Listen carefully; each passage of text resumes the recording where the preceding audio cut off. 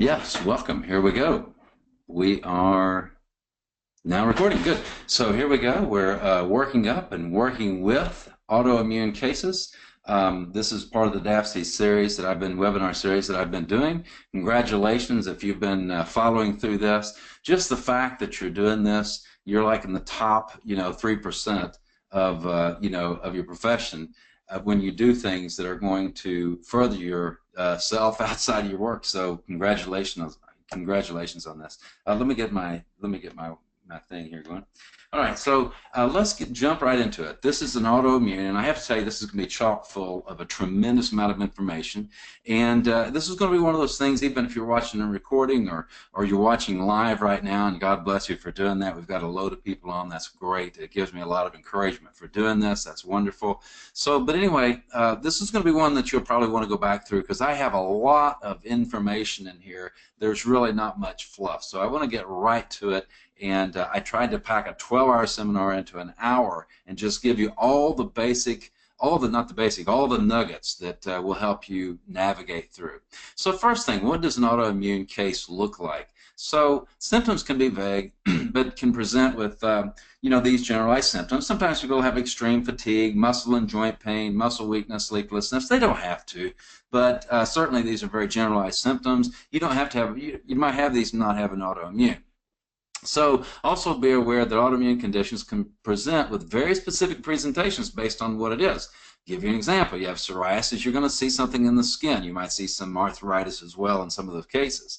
If you have rheumatoid arthritis, you're going to see it attack the joints. Multiple sclerosis, you're going to see things like blurred vision, legs weak, arms. You see the different things that are going to happen with multiple sclerosis. A lot of autonomic nervous system imbalances. There's a whole lot of things with that. Hashimoto's, you're going to see things like they're tired, they have weight gain, but not always. Sometimes they're actually fairly skinny because they bounce between hyper and hypo, even on a daily basis, it seems sometimes. But they're going to have things like dry skin, maybe a fungal toe, constipation, brain fog. They're going to have these kind of things. Doesn't have to be Hashimoto's, but certainly when you see that, your ears are going to perk up. And keep in mind that 10 to 1 female to male on Hashimoto's, and Hashimoto's is the #1 autoimmune disorder that's diagnosed in the United States today. So quite a big, you're going to see a lot of these. According to, and I had a piece of paper here that was lining that out. It was right in front of me. Let me see if I can get it. Yeah, according to the American Autoimmune Related Diseases Association, they say there's about 50 million people in America today with autoimmune. 50 million people. Now, I don't know what our population is. I think it's somewhere around 325. But in any case, that looks like about close to 1/6 of our population. What does that mean? That means if you work in an office with 6 or more people, there's a likelihood one of those people are going to have an autoimmune. Quite a remarkable statistic if you think about it. So there's a lot of folks out there. And you know what I think? I think there's a lot more autoimmunity out there going on than what we knew. No, keep in mind that right now, depending on who you look at, you're going to have about 80 to 90 different types of autoimmune disorders. The reason why I say, look, according to who you look at, is they think like things like interstitial cystitis, which I believe is an autoimmune disorder, I should say. But in reality, sometimes it's classified as a non-autoimmune, but sometimes it's classified as an autoimmune. It depends on where you read, who's writing the paper, and so on and so forth. So there's still, there's a little bit of discrepancy what it is or what it's not. Now, keep in mind, you have in your body, let me get a different ink color. You have in your body about 200 cell lines. So what does that mean? You have brain cells, different specific type of neurons. You have pancreas cells, specific type of pancreas cells. You have liver cells. You have bladder cells. You have different cells. If you count those all up and you look under a histological map and look at all of them, you're going to have about 200 cell lines. So guess what? Before it's all said and done, I bet we have close to upwards about 200 different types of autoimmunes. Now, there might be some tissue cells that are kind of resistant to the immune system invading and the molecular mimicry we're going to talk about, but by far and large, I think you're going to probably see more and more emerging autoimmune disorders. if you have someone that's falling off the cliff, particularly after a stressor, you watch for pregnant ladies. After they have a baby, there's a shift in the immune system. I'll just deal with this a little bit later, but they go into the Th2 pole pretty heavily in that last trimester of pregnancy so that they're not going after the baby with their immune system. That keeps the baby surviving. So as soon as the baby's born, then mom's going to shift over to the Th1 mechanism, which is the cell-mediated. And if she has a problem in her immune system and she's already immune dysregulating, guess what? If she is having anything like preeclampsia or anything like that, she's immune dysregulating. So if she's immune dysregulating, she's at a pretty high risk of either starting an autoimmune disorder or some kind of immune system dysfunction, dysregulation, postpartum, which is all related to that. All that's related. So sometimes autoimmunes will start after some kind of infection. There's something called PANDAS, and what PANDAS is it's something that happens after a strep infection to kids, and your body, your basal ganglia, actually, your immune system builds antibodies to the strep, but then the cells in the basal ganglia look a lot like the strep bacteria, so your immune system can start attacking the basal ganglia, and they have movement disorders. Another thing that can happen is, the Epstein-Barr likes to hang out and be dormant in the thyroid gland. You get a low level of inflammation going on chronically all the time. You're ticking off the immune system. You're ticking off the thyroid because it's the weather vane of inflammation. You get inflammation in the body. The thyroid will show signs of it. You're irritating that thyroid on a continual basis, and all of a sudden now the immune system starts trying to go after that EBV, which is actually located in the B cells in the thyroid. It can be other places in the body too, but when that does that, you can activate that virus. Then you activate that virus, you get a crossover, then bingo bango, now all of a sudden the thyroid, the thyroid peroxidase enzyme begins looking a lot like what they're chasing with that EBV, and they're having a hard time whipping it down anyway, and then so all of a sudden they develop a thirst for that. So, all these things can happen. Usually it's a stressor. It's a major stress in life. It could be emotionally, physiologically, an infection. You could have chemical exposure, mold exposure. There's a lot of things that it can actually trigger off an autoimmune. I like to take a good history on my autoimmunes because a lot of times you'll be able to at least get some kind of ballpark. I wrote these out this afternoon talking about possible non-specific analytes. Now these, you don't look at these and say, I diagnose you with autoimmune disease. Some autoimmunes you can't diagnose even with antibodies. You have to have biopsy. Celiac disease is actually a good example. The gold standard for celiac is not to look at those TTG antibodies, but do a biopsy. What I say is it's positive, you're gluten-free. If you want to stick a scope down there and cut pieces of your gut out, go ahead. But I say, hey, act like you're celiac. It's not going to bother you. So on the elevated HDL, if you see a man that has an HDL that's over 80, it doesn't mean he has an autoimmune disorder, but I'm suspicious that at the very least that he has a level of immune dysregulation. So the immune system is dysregulating for some reason. Now, for a woman, that number is 90. Anything over 90 for a woman. The reason why is because women are just going to carry more fat than men, and that's the way it goes. And women naturally have a little bit more HDLs. So another thing we'll see is depressed CBC, or WBC, white blood cell count, anything under 5.5. But guess what? Guess what else does that below 5.5? We think about chronic infection, and guess what also?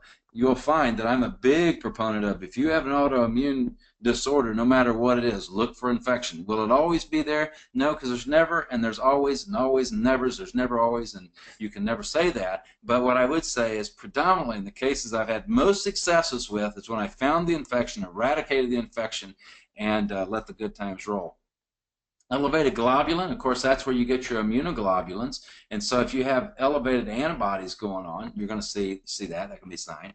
Also an elevated CD4-CD8 ratio. When this guy right here elevates relative to that right there, it's a sign that you've got some kind of, you got something you're not taking care of, and there's an immune dysregulation. And it doesn't have to be autoimmune, but certainly that'd be a marker. We're going to talk about that a little bit later. Also look for your catabolic processes. These are indications of the catabolic process. I'm not going to go through all these because I've taught on these a whole lot. But I would just say this. You can look through this list right here, and let me back up.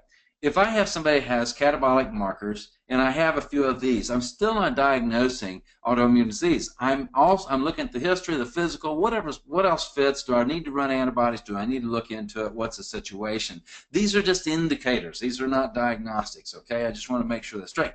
But you want to use these because you can really see on an autoimmune case if you're having success or not, whether you're moving these numbers. Because when somebody's an autoimmune, they have an inflammatory process that's burning in there all the time. And when you have an inflammatory process of burning all the time, what happens is you start moving into catabolic physiology. So as the person is healing, they're repairing, they're getting better, all of a sudden you're going to see that cholesterol LDL come down a little bit. You're going to see that uric acid come down a little bit. You're going to see that CO2 come up a little bit. Your insulin resistance marker is going to get better. They're going to be losing weight. They're going to feel better. They're going to have more energy. You know, there's a lot of things like that.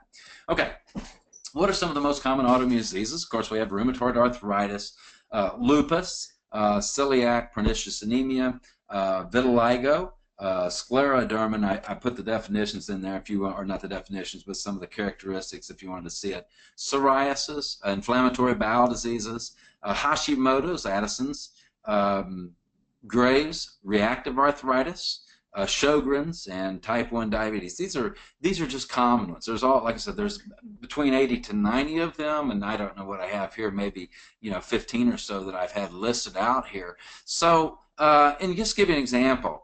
If somebody comes in and their heart's racing, and you can't hardly have a conversation with them because they can't listen long enough to hear your answers to their questions because they're asking the next question. They've been up all night cleaning the house. They're jittery, they're scared, they don't know what's going on, they feel like their heart's beating out of their chest, and especially if you see the eyes, the exophthalmosis, but you might not because you might catch it in an early stage, and I hope you do because you want to keep that from happening. Once that ophthalmosis happens, the eyes bulge out, it doesn't come back generally. So this is going to be a person that you might think has either Graves or has Hashimoto's. Keep in mind, Hashimoto's is not hypothyroid. Hashimoto's can act like hyper or hypothyroid, can do anything at once. And so Sjogren's, these are going to be people that have dry mouths, dry, tears, and just dryness throughout the skin. You'll see this one tag on. I don't usually see Sjogren's by itself. A lot of times we see another autoimmune or two with it. Common antibodies you want to look at, here's our Hashimoto's or Graves. Now what I generally do, even if somebody comes in that is hyper, I'm going to look at their signs and symptoms and see what's going on, see what their history is. I may start off looking at this unless I'm just slam dunking, no, it's going to be Graves. I'm going to run both of these. But I'm going to run this one because so many people run this. We can literally run these two antibodies. Our cost for something like $27. And this one, I don't know what the cost is of it, but I think it's over $100. So I might, it just depends. If the person is slam dunk Graves, we're running both of them anyway. But if it's like, wow, this lady has a lot of hyperthyroid symptoms, but she's constipated and she does have dry skin, so I'm going to be like, this could be a complex, this could be a little bit of both. If it's a little bit of both, you may be looking at Hashimoto's. So here's just the rest of them. A, they'll give you different patterns and show you which ones they are. Rheumatoid arthritis, this is kind of the one that people are falling in love with, the citrulline antibody right there. Rheumatoid factor is not quite as accurate, I don't believe. I think the citrulline is a little more accurate.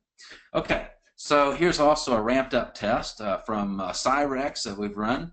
This goes and shows different antibodies to different tissue, everything from the brain to the stomach to connective tissue and so on and so forth. You can read through there. And if you're showing any antibodies here, it doesn't mean that this person has an autoimmune, but it definitely means they're building antibodies. And if you're a person that wants to stay healthy and well, you don't want to be having antibodies to your myelin basic protein or your alpha tubulin or the cerebellum or any of these things. These are bad things to have antibodies for.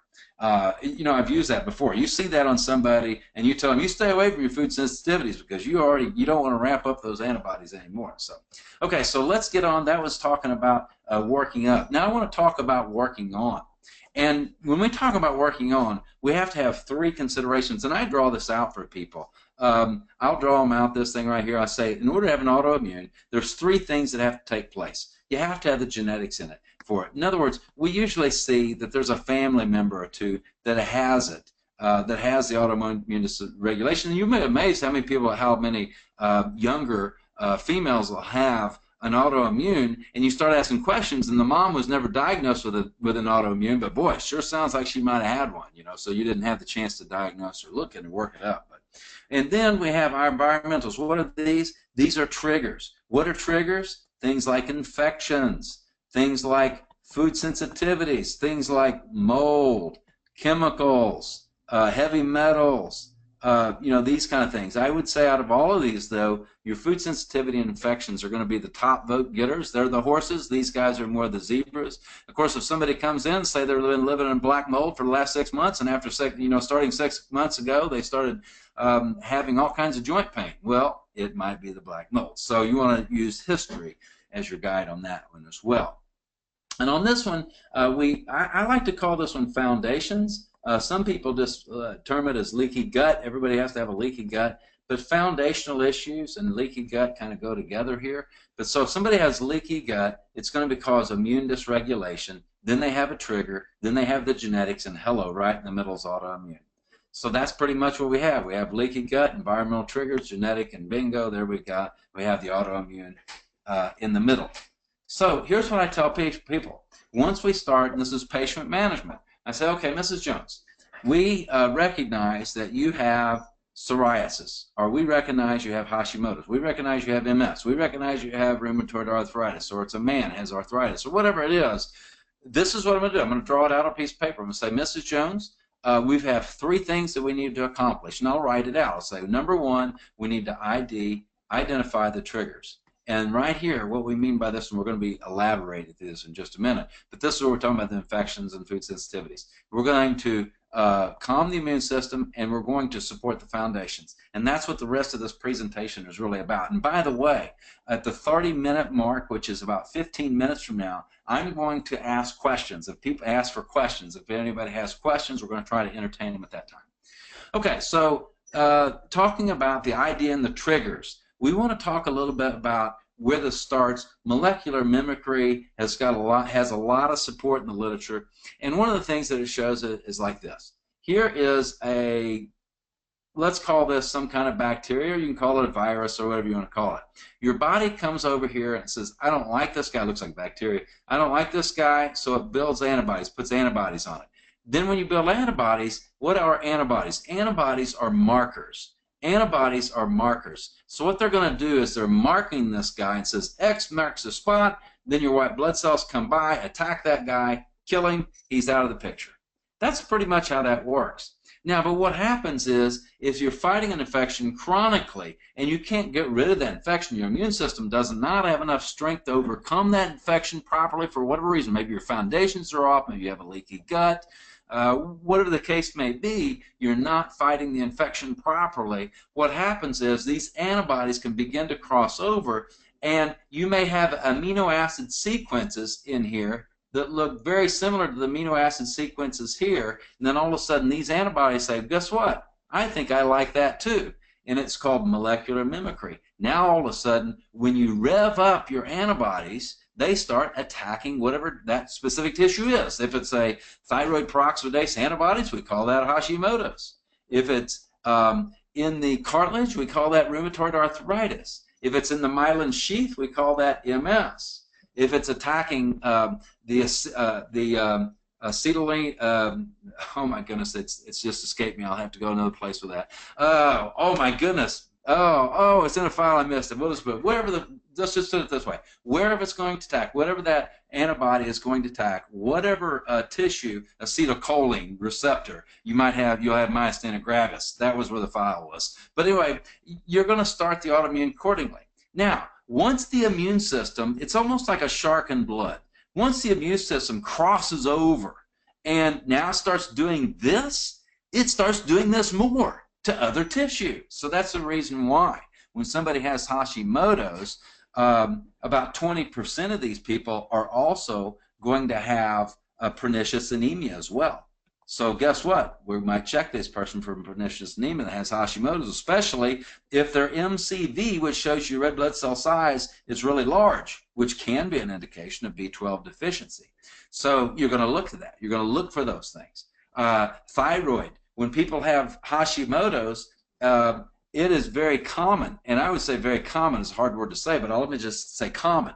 It's common. Let's say this is the thyroid peroxidase antibody that's going after that. There's also tissue in your cerebellum that looks a lot like that TPO, and that's the reason why there's a consistency between Hashimoto's and cerebellar dysfunction. So that's something you want to look at. So we're going to move on because I'm going to show that in a little different place in a little bit. Okay, so here's what we mean by the mimicry, or the it's looking similar. We take, for instance, gliadin, which is the protein in gluten, has amino acid sequences that are very similar to the cerebellum. So if somebody's sensitive to gluten, they can cross-react, and all of a sudden they start building antibodies to the cerebellum. What's going to happen with this person? This person's going to start, maybe, possibly, have vertigo, balance issues. Could have that, but they could also have anxiety.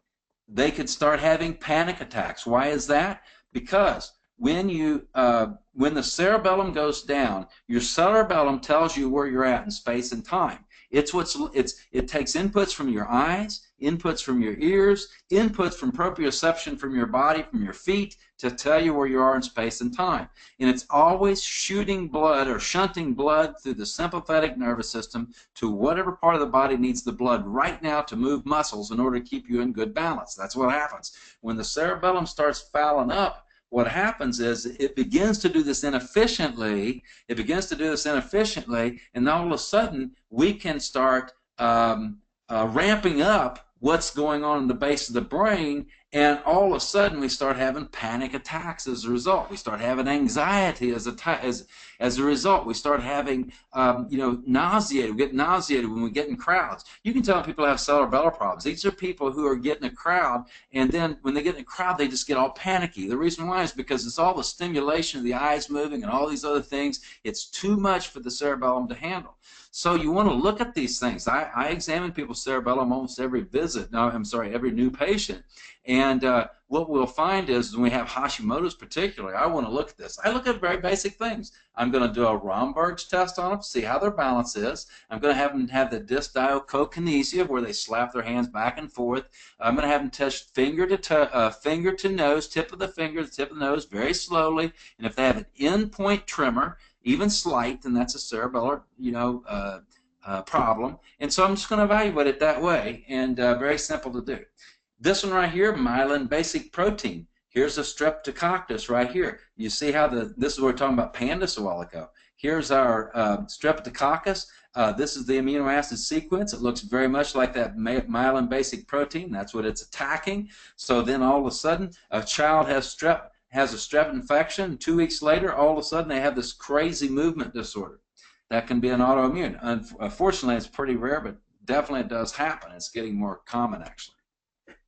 We're still talking about triggers. This is a seminal paper. This is a paper that we should all have and really know and understand. This is from Pender. I think he's from England. It's CD8 Tcell deficiency, Epstein-Barr infection, vitamin D deficiency, and steps to autoimmunity, a unifying hypothesis. I'm going to read this. CD8 plus T-cell deficiency. These are the cytotoxic. Remember the cytotoxic cells that go after viruses. Remember? Talked about the autoimmune seminar if you were there. Is a feature of many chronic autoimmune diseases. You can test that, by the way, including MS, rheumatoid arthritis, and all the rest of these all these named out. It also occurs in healthy blood relatives of patients of autoimmune diseases, suggesting it is genetically determined. Here it is proposed that this CD8 T-cell deficiency underlies the development of chronic autoimmune diseases impairing CD8 T-cell control of Epstein-Barr virus. Keep in mind, remember, these are the cytotoxic T cells. This is the cell-mediated immunity that goes after viruses, and some people genetically have low CD8 T cells, and when they have genetically low it's harder for them to handle the EBV. You say, well, what's the big deal? Well, the big deal is 97% of the world's population is going to be exposed to the Epstein-Barr virus. So if you don't have good CD8 cells, then you're not going to handle that well. And you're going to be prone to that being in a low-grade chronic manner. So the first step Pender talked about was CD8 T-cell deficiency leads to a primary EBV infection, which with the decreased CD8 T-cell control of EBV, you're going to have an increased EBV load. That makes sense, right? Then you're going to have increased anti-EBV antibodies. Well, the EBV infection, Epstein-Barr infection, in the target organ, there's going to be clonal expansion of the EBV-infected autoreactive B cells in the target organ, infiltrating autoreactive T cells in the target organ, and development of ectopic lymphoid follicles in the target organ. And the first thing you know, you have the crossover, and we have our molecular mimicry. So just for brevity, because we've got a lot to cover yet, Vijdani actually put out a chart from his lab called Immunosciences, and he put together an association between viruses and various different types of autoimmunes. And here's what he found. For instance, with Hashimoto's, he found a plus, and plus is a strong association. He found a strong association between Hashimoto's and Epstein-Barr virus. He found a strong association between Epstein-Barr virus and rheumatoid arthritis, as well as rheumatoid arthritis and cytomegalovirus. He found myocarditis, Epstein-Barr indicates an association, but not strong. Uveitis, you can see cytomegalovirus, herpes 1 and 2. So you can take this chart. So what do? When you have an autoimmune case come in, they have Sjogren's. Let's say they have Sjogren's. What are you going to do? You're going to pull this chart out. You're going to say, oh, Sjogren's, I have to look at Epstein-Barr and I have to look at herpes 6. I'm also going to go to Google and see if anything lately has come up that's popped up on the Google map in PubMed, not just out there, but in PubMed. Has anything popped up showing that maybe now the measles virus is associated with Sjogren's or whatever? Look for those things, scrutinize those things heavily, and I'm going to be running tests on these things. When I have an autoimmune that comes in that has scleroderma, I'm going to look for cytomegalovirus. I have somebody with psoriasis, I may look at cytomegalovirus, or whatever the case may be. That you just use that guide right there. So I just wanted to show you just a couple of other research studies, and there's published studies. There's all kinds of these. I'm showing you a sample here. Rheumatoid arthritis is an autoimmune disease triggered by Proteus urinary tract infection. Here again, it's talking about there being, we propose a subclinical Proteus urinary infections are the main triggering factors in the presence of molecular mimicry and cross-reactivity between the bacteria and RA-targeted tissues. Antigens assist in perpetuation of the disease process through the production of these autoantibodies. Wow, that is a big wow. That should have you jumping out and screaming and shouting, because what this tells us is this very well can be the causative agent. They're not saying that. What they're saying is that they're proposing that there's a lot of evidence that's showing that this can be driving the autoimmune. Here's another one. Comparative study in presence of chlamydia pneumoniae and cerebral spinal fluids of people with MS. And these two centers, which is the Vanderbilt University and University of South Florida, what they did is they looked for they had detection rates of 72 and 61%. What that means is they found that many, they took MS patients, and out of the MS patients they found that the presence of chlamydia pneumoniae in the cerebral spinal fluid in 72 and 61% of these cases. That means these cases, a lot of these cases in MS have chlamydia pneumoniae. Is that what's causing it? Well, we don't really know. It could be, but we also know that if you have a chronic infection you're not fighting, and it's there, it's perpetuating immune dysregulation, so it's something we need to get rid of, or in a virus's case, we need to get it in dormancy. So what I did is I took a chart here, and I made some things for you. I want to say, okay, so for MS, here's the 3 bugs we look at. We look at chlamydia pneumoniae. I look at for herpes 6 and Epstein-Barr virus. Can there be other ones out there? Absolutely. Absolutely there can be. But these are things that have been documented in the literature. So when you have an MS case come in, you're going to bail them out. You're going to do your foundational work. You're going to do all your stuff. But make sure you are running panels to see if they have a chronic low-grade infection, because if they do, you need to go after that infection. By the way, sometimes going after the infection is not just simply going out on a killing spree. On many of these chronic infections, you have to do it in a very specific way.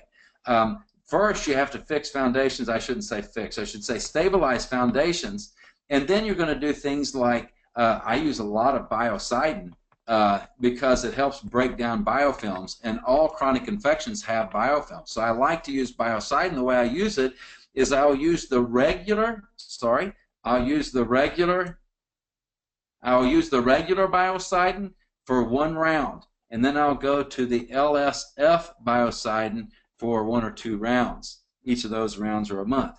This stuff right here goes after GI stuff. This LSF stuff, which is a liposomal, goes out to the body, so we're just hitting everything. So we're going to go through a process. So I might start that before I even start any kind of antivirals or anything like that. Chlamydia pneumoniae is pretty easy to kill, so we'll go straight after it.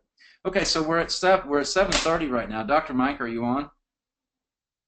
Yeah, I'll wait just a moment. If he's not, I'll carry on. If you get on because you're muted, go ahead and just butt in wherever you're at.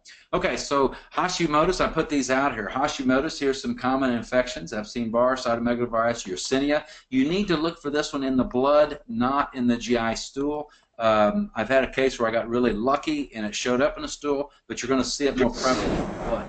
Lyme, difficult to find that one. The test I use for that is called IGeneX. It's an expensive test, but it is the gold standard. It's in the world of functional medicine. It is the go-to.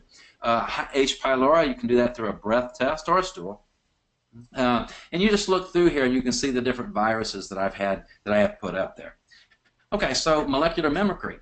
This is a study that was done in alternative therapeutic health medicine, and what they did was they checked aquaporins. What are aquaporins? These are proteins that are on the cell wall or cell membrane that helps water get in and out of the cell. So what they did was they found the aquaporins in humans in soy, humans in corn, humans in spinach, and you can see, look at these amino acid sequences that are similar. What happens if this person is IgG sensitive to corn? What could happen? Do you think that they could possibly develop an autoimmunity? You better believe they can.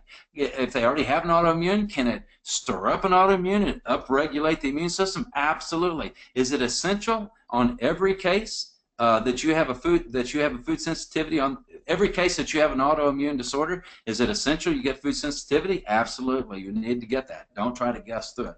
Food sensitivity are paramount. I ordered my food sensitivity through Pink. Pink is the lab it's actually the consultation group. It doesn't cost anything to join, and they actually have preferred prices. We do a 96 IgG, but we also do a 184. And how I tell the difference is this: if I have somebody come in and they're eating, ice cream and pizza and all these other things, probably this 96 thing is going to cut it. But if I have somebody come in, they're already gluten-free, they're already, dairy-free, and they're eating quinoa and whatever, I'm going to do the 184 because the 184 is going to catch those things like sheep milk and goat milk and, quinoa and all the stuff that the 96 is really not catching. So I'm going to run it that way. Do a food sensitivity on every autoimmune patient. You will not regret it. Okay, so let's talk a little bit about the leaky gut. Let's talk a little bit about the leaky gut. Okay, so here's the stuff that's the food that's coming through. Then we have our tight junctions, our gluten bonds right here. And there's an example what gluten can do. Other foods can do this, but gluten really pushes us hard.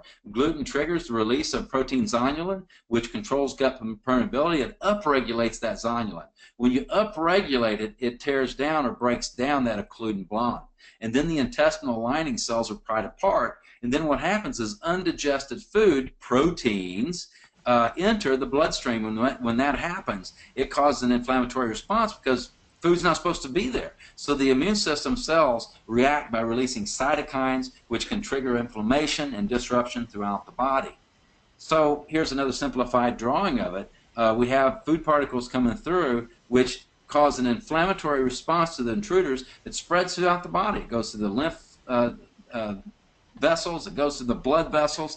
So what's happening is, and keep in mind that low-grade inflammation is the cause of all chronic degenerative diseases. These are things like cancer, heart attacks, strokes, Alzheimer's, diabetes. You name it down the list. Inflammation is going to be the major driver behind these things. And it's estimated we have functionally about 80% of our immune system in the gut. And so if you're constantly upregulating that immune system day in and day out, day in and day out with foods you're sensitive to, you're upregulating this inflammatory process, and you're really not doing yourself any favors, even if you don't have an autoimmune. But if you have an autoimmune, you can't afford that at all. And of course, over time, what will happen is the food becomes an antigen, or gets attacked by this antigen presenting cell, which is a macrophage or a dendrite or something like that. Then here comes the T helper. Remember, the T helper comes this way. Then the T helper is going to shift it towards the Th1 direction and goes directly after the cell, or it's going to go after the Th2 and make antibodies. But keep in mind, when you make these antibodies, this will actually egg on. This can actually incite the Th1 pathway, and we get destruction of cells. But guess what? If we have the cross reaction with tissues and the induction of autoimmune disease in different organs, skeletal muscles, pancreas, kidney, liver, brain, and others, then we don't call it celiac. We call it whatever particular disease that is. Okay, so I hope that's helpful.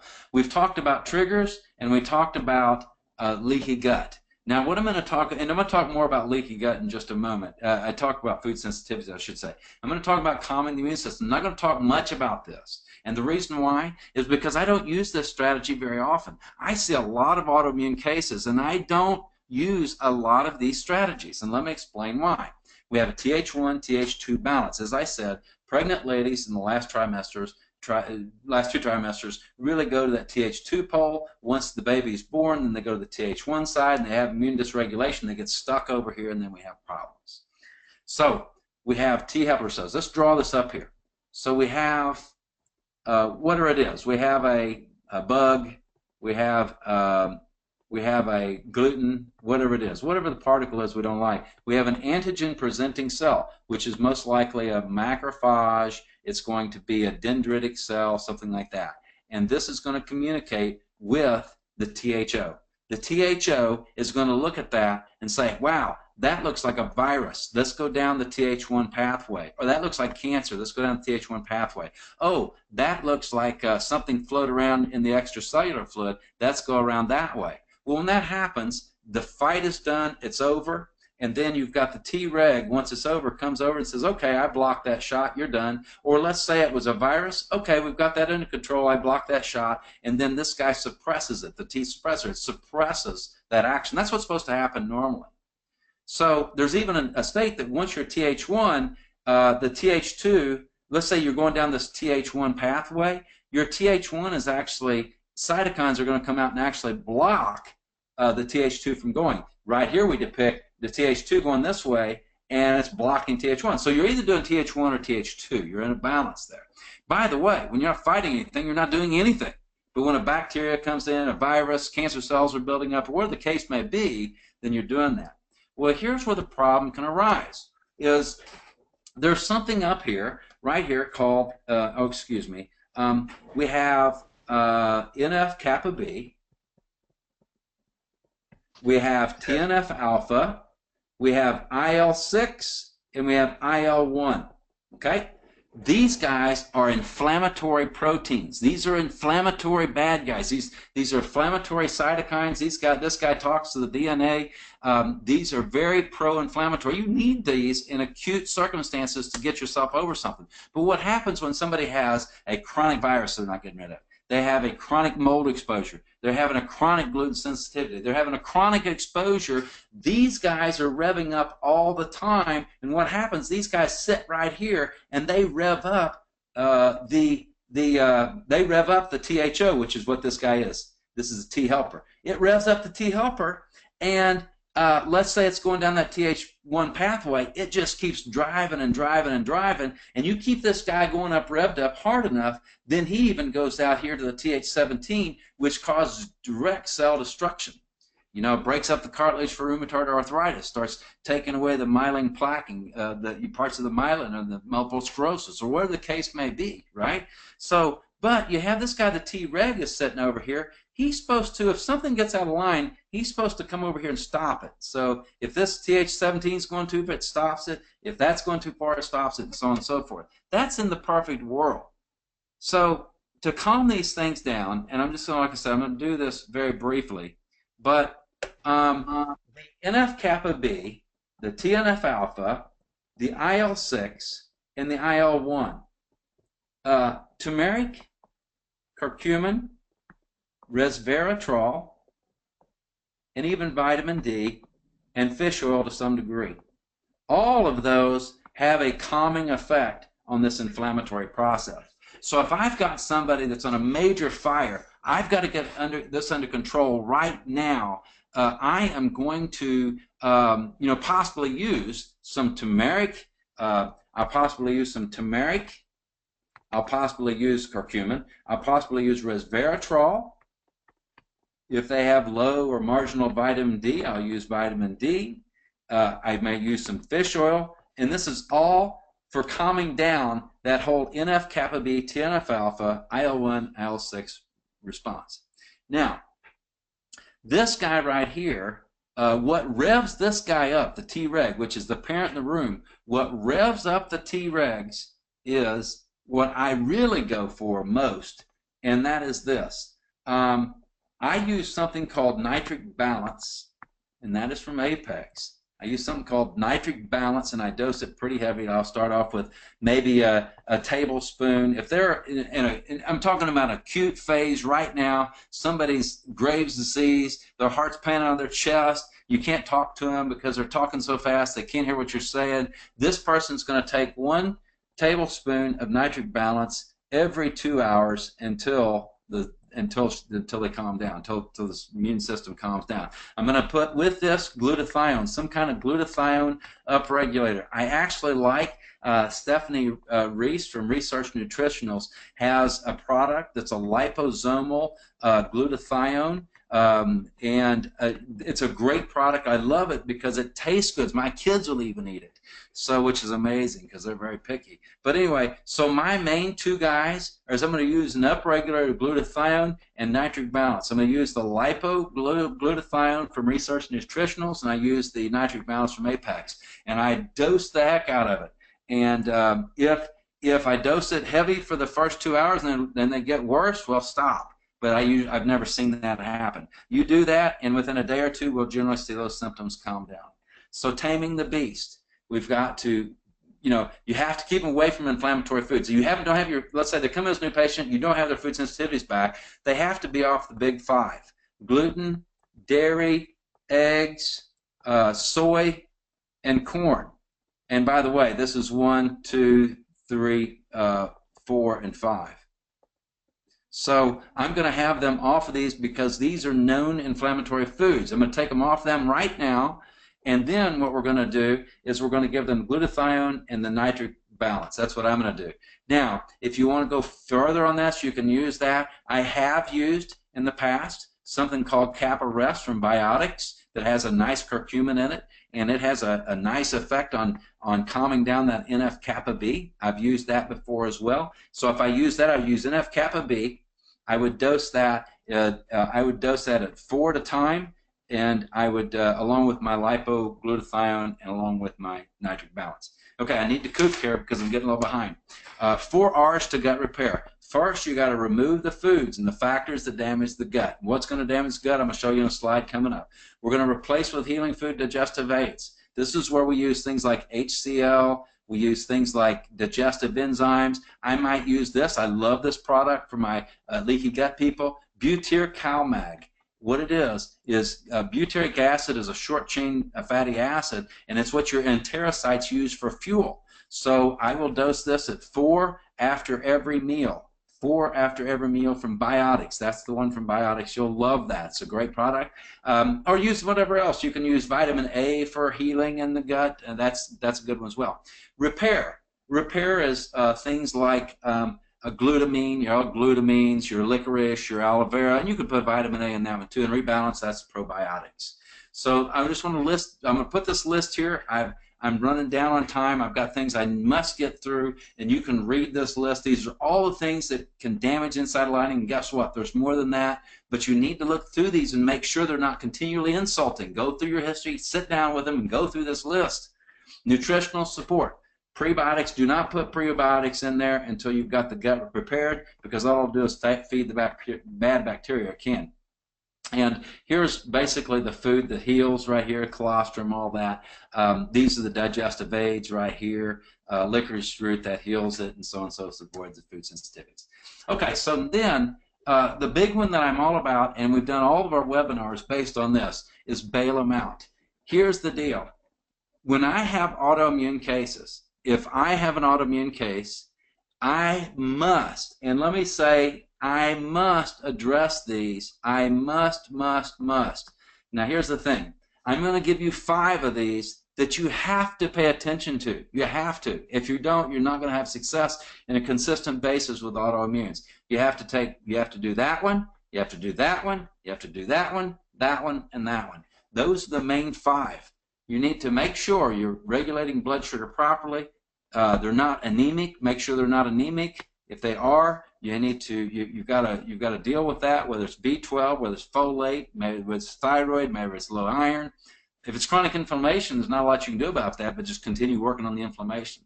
Infection, we need to address these. Inflammation, I'm thinking more about food sensitivities and things that are creating in their environment. It could be a chemical exposure. It could be anything that's creating inflammatory process. We have to watch that. And then a leaky gut.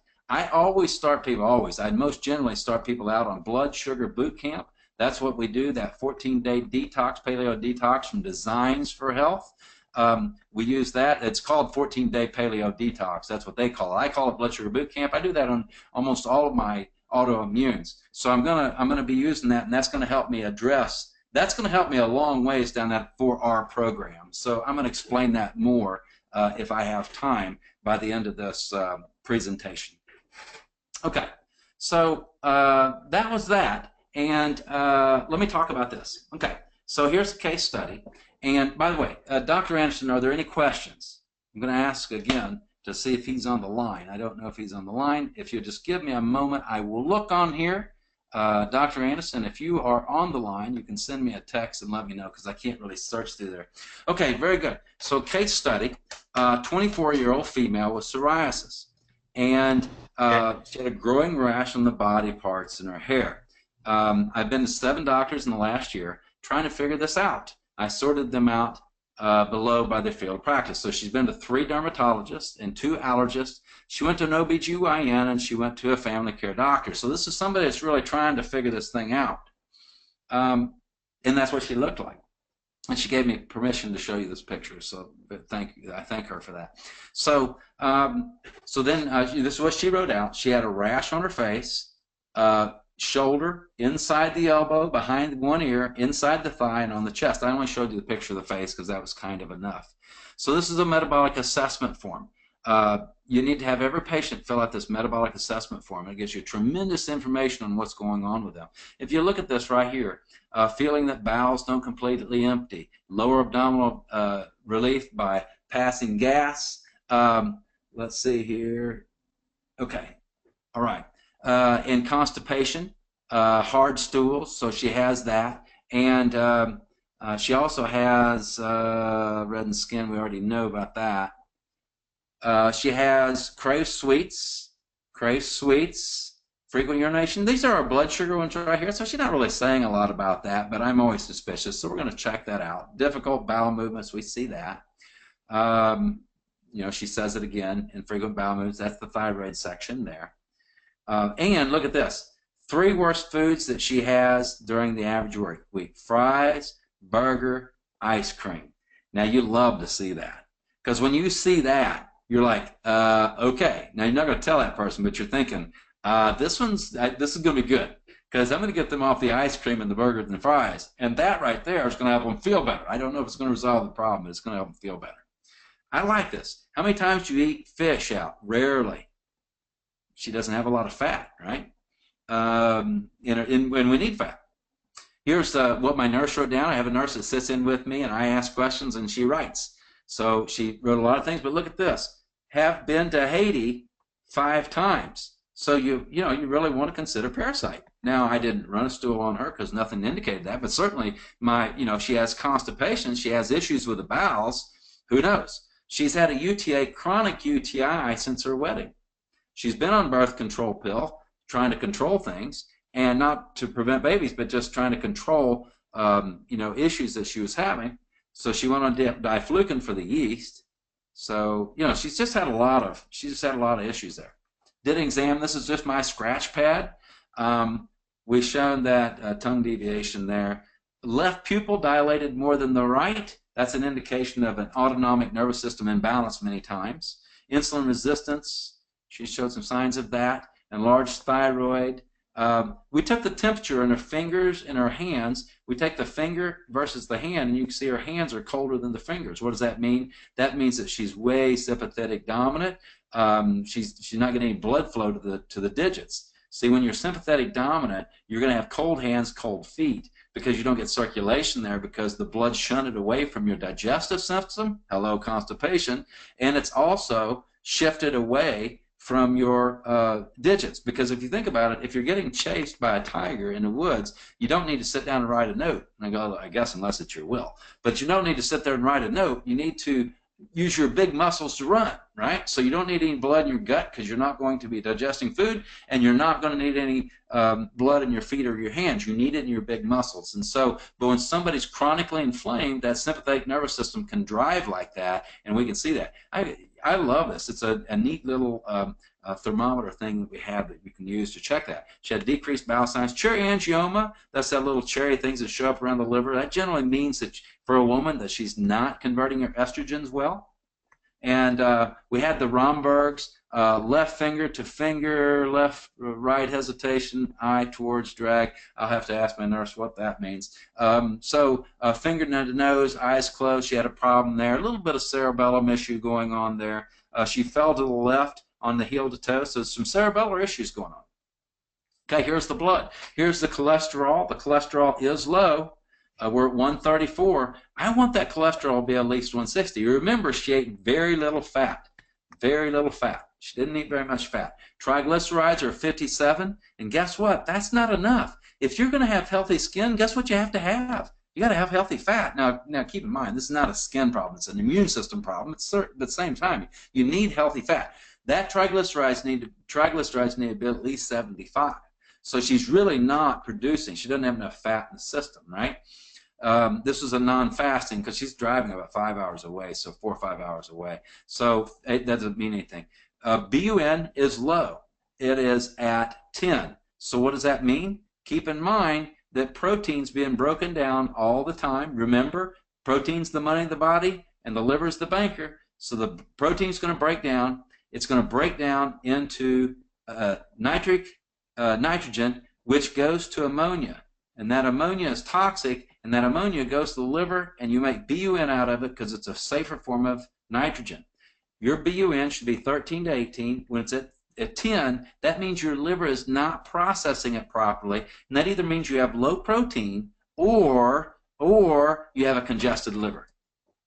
So let's look at a protein of 6.9. We would like to see 7.175, but that's not really that low. It's not low enough to have a 10 on your BUN. So this is because the liver is congested. Look at this. Transaminase, that's an enzyme that's found in liver cells. And when stuff floats to that liver and you have that ALT in there, when these cells are all congested and bloated, that enzyme does not get in the blood, and then there it goes low. It should be 18 to 26. So we have a congested liver. So we see that. Now there's been a lot of stress on the system for a long time here. So remember, we have the kidneys here, we have the adrenal glands right here, and your adrenal glands are your stress glands. They kick out the cortisol as a response to stress. What does cortisol do? Raises blood sugar and raises blood pressure. Why does it do that? Because you want to get sugar and oxygen, which is essentially fuel for the brain. So the idea is when you get under stress, your body's mechanism is to kick out cortisol and adrenaline, noradrenaline, to get blood pressure and blood sugar to the brain. Because in order to handle stress, your brain has to be full of fuel. That's what it's all about. That's the ball game. But the adrenals also help you retain sodium. So when sodium goes below 140 and hers is sitting at 137, it's an indication that her adrenals, this loop, is fatiguing. This loop is fatiguing because she's not maintaining or retaining the sodium. Now, if you look down here, we have the LDH at 130. Now, I hope this is a review for a lot of you guys. Whoops, so sorry about that. But we have the LD at 130, and I'm going to go through one more of these scenarios, and I'm going to cook through the rest of the case. Okay, here we go. So we have this right here. We have a scenario that goes like this. Here's a small intestine right here. You eat food, sugar goes here, and it goes in here. Sugar hits the liver first. Remember, you can only have 4 to 5 grams of sugar in your blood at any time. If you have 6 grams of sugar in your blood, you're diabetic. If you have 8 grams, you could actually even go into a coma. So it's very serious to keep that cone down. The average American meal has 75 grams of sugar in it. So where does it go? Well, the first stop is the liver. Once the sugar hits the liver, insulin is released. Insulin opens the gate, sugar goes in. Opens the gate, sugar goes in. Well, the liver takes that sugar and puts it together and makes glycogen. I know this is a review for a lot of folks. But once you begin getting resistant and you have too much sugar here, what happens is your insulin raises, and then the insulin drives it in here to be fat. And so then the liver gets fat. So what happens is that in between meals, normally the glycogen breaks down and then we get a little glucose in the blood. But what happens in these cases with where you get a fatty liver, this glucose is not released by the liver very well, and so you don't get enough glucose released in between the meal, and therefore your lactate dehydrogenase, which processes sugar in the cell, doesn't see as much as it should because it's underemployed. It's not seeing as much because the person has a reactive hypoglycemia. And from a basic foundational standpoint, look at what's going on with this liver. Is there anything wrong with her liver GI? Absolutely. Is there anything wrong with her blood sugar? Absolutely. We already can see that. And these are two things we're going to have to address. We don't address this person's really going to have a hard time getting where they need to be. Okay, so let's look down here. Don't see a lot on the CBC, but look at this. Bacteria in the urine. So she has an infection. So we have liver GI problem. We have a liver GI problem. We have blood sugar dysregulation, and we have an infection going on. So right there, there's 3 out of that big 5 that I was talking to you about that was going on. She does not look like she has anemia, but that's good. We know she's inflamed, so you can just put inflammation. So she's got 4 out of the 5 things. So the reason why I bring this up is when you're seeing a patient that has autoimmune, don't start trying to do all of these exotic things. Don't look at this and say, wow, I'm going to have to order a genetic testing on her. Oh, I'm going to have to order, hormone profile. Oh, I'm going to have to order this, order that. No. When you see something that obvious, you start going after liver GI, start going after blood sugar, start going after infection, start going after inflammation. If you do this, you can settle down the foundations. And I will tell you that probably 90% of your cases are going to get either much improved or completely well if you simply do that. But that 10% that doesn't, once you have cleared this out, you've got foundations going well, guess what? Then you can start running some tests and you'll start finding some things. So that's the approach that I suggest that we do with this. So I've got to walk through this. I know I'm going to be running just a little bit behind. Vitamin D was a little bit low, 29. We did a food sensitivity, and here's the deal. She'd already had food sensitivity. She'd already had all that. I'm so thankful that her mom came with her because I told her, I said, we need to get a food sensitivity. She said, already done that. I don't want to do it. She was a very nice girl, very nice lady. She was not rebellious in any way. She could just say she's heartbroken because she didn't want to say no to me, but she'd already done that, right? So I just told her, I said, you know what, I'm just very sorry. I know you had this done before, but we just have to see that. Thank goodness her mom was there. Her mom says, no, you've got to do this. You have to do this. I think her mom might even paid for it. Said, you just have to get this done. So she reluctantly got the food sensitivity. And the reason why she said that is because I've already gone gluten-free, dairy-free. And by the way, did you see her diet? She had ice cream, soda, whatever was in there, hamburgers, whatever. But she had already tried gluten-free, dairy-free, and something else free, and it didn't work. Why? Because she had more than that going on. But anyway, care plan. We did upper cervical chiropractic care. We did the KCUCS. We did blood sugar boot camp, 14-day detox. We did a modified paleo, and we had her do the greens, and she followed the food sensitivity strictly. After 2 weeks, we actually total protein and greens with continued diet.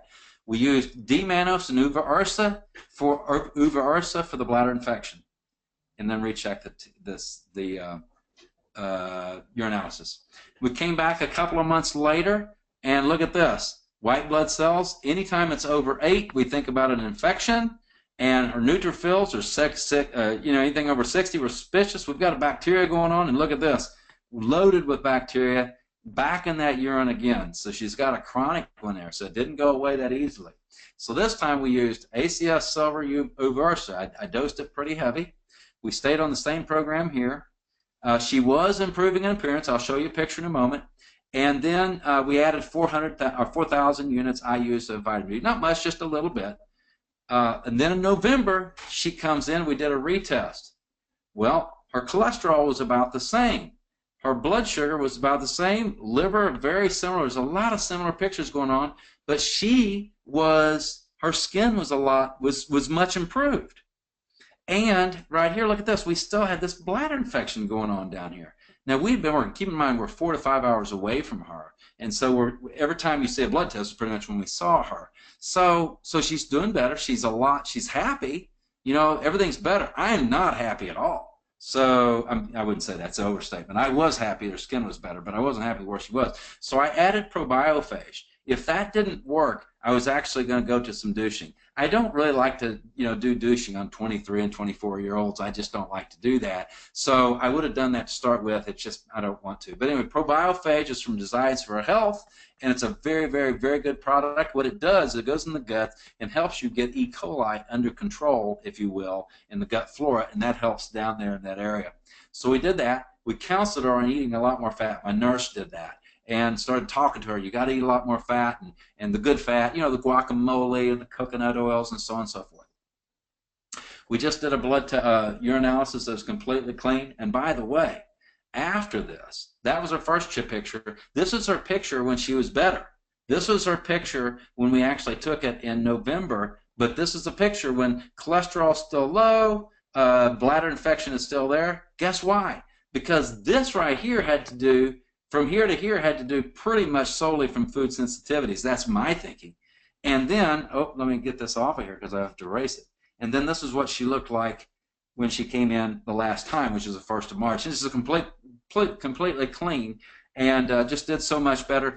Even the eyes look better. Everything looks better, but this is a case, and this one right here, we don't have any evidence of the infection. I'm going to run the blood next time, and I bet that cholesterol's up. I bet that liver's doing better. I bet it's all going better across the board. I wanted to show you this case because immediately it looked like we had success, but when your blood's still showing your catabolic markers are off and they're still showing your liver's down, when you're still showing these things, you have to keep on going with them and keep the patient motivated so they can walk through. You can't let somebody come in with psoriasis and the psoriasis get 80% better and you let them walk out the door and they're still having a chronic bladder infection. That's not being an internist. That's not being their, family care provider. That's not being their, their DAPC doctors. So that's really what we had to do. Sometimes these cases are not that easy. In retrospect, I would have probably done a few things differently, and she had probably gotten better a few months earlier. But, you do things the way you do it. It's practice. Nobody's perfect. This is a practice. Now, if you'll give me just 2 more minutes, I want to show you something very interesting. Here's a test that was run on her before she came in. She did this is through Quest, milk allergies, she had gluten, potato allergies, oat allergy, a bunch of allergies. That's the reason why she didn't want to hear anything about food allergies, because she did all this, right? Look at this. They did a saliva panel, adrenal salivary index, looked at the hormones, looked for roundworm stool, which hadn't been a bad idea because she wasn't Haiti. Looked for a bunch of different things in here, all these bugs and so forth. So at the end of the day, it was none of those fancy things that really resolved it. It was basically going to the basics. First, I ID'd the triggers. And what were the triggers? Number one, she had a chronic infection going on. That was a bladder infection. She had food sensitivities. Those were two major triggers. Out of the two, I believe this guy was the dominating one. But I do believe this guy was playing a role. And number two, calm the immune system. I didn't do anything with calming the immune system because I don't want somebody just to take something to change a symptom unless we're in this situation where we really need to calm things down for patient management and just to reduce the amount of destruction that's going on. But here's also, we did a lot of foundational work. Looked at the blood sugar, the liver, the GI, calmed down the inflammation. We went after the infection. We did all that. And I really believe that's the reason why we had success in this case. I hope this was very enlightening for you. I know we have a lot of people on here. If you have questions, Dr. Anderson, is your mic working now? Let's see. Can you hear me? Hello? Test? Check 1, 2. Okay. Hello? I don't see that his mic is working. Hello. So what I'm going to do is I'm going to zip through here and see if I can see questions because that's a question. So if you guys will just be patient for just a moment for me here. Okay. All right. Here we go. You touched very briefly on your use of chiropractic care in autoimmune patient. What specifically would you be targeting? Well, I do upper cervical. So when you adjust the upper cervical spine, it's just about clearing the person out so the brain has its best function of the base and things are working like they're supposed to, processing. But keep in mind, if you look at it from this standpoint, it's actually very important that you have the brain right here in the nose and the mouth. Right here is the base of the brain. Everything grows out of the base of the brain. Babies start with the base of the brain, and then the brain grows out. As the baby begins to learn how to crawl, walk, and talk, and do all these things, the brain expands consistent with that. So everything starts at this brainstem. Your autonomic nervous system actually is driven by the brainstem. Autonomic nervous system is what is regulating and driving and supporting the immune system. It is what's regulating, I should say driving is a better word, the endocrine system with your hormones. It's also driving the nervous system. So with the neurotransmitters. So this area, what can happen is if your head's off position right here, it can disrupt the blood flow going into the base of the brain and coming out, and also interfere with cerebral spinal fluid, and that can alter the way the brainstem processes things. So more and more research is going to be coming out about this, but certainly we know that, and I'm only in the upper cervical world, so I don't know about the others, but we know in the upper cervical world that we have very good changes in the autonomic nervous system as tested by heart rate variability. So we know we're having a good impact on the autonomic nervous system. So anything you can do for the autonomic nervous system is actually going to give you a leg up when it comes to autoimmune or really any condition. I'm going to try another one here. Hello? Okay, so I'm going to have to ask these questions later because it's just too hard for me to go through these. Okay, I really appreciate everybody hanging in here, and I hope you got a lot of this, a lot of fun for me, and we'll talk to everybody soon. Keep in mind, we have the getaway coming up in less than 2 weeks. So, or is it 2 weeks? No, it is less than 2 weeks. So everybody come in. We're going to have a great time. If you want to learn about marketing and putting this stuff into action, it's a great thing to go to. So we'll see everybody there. Thank you.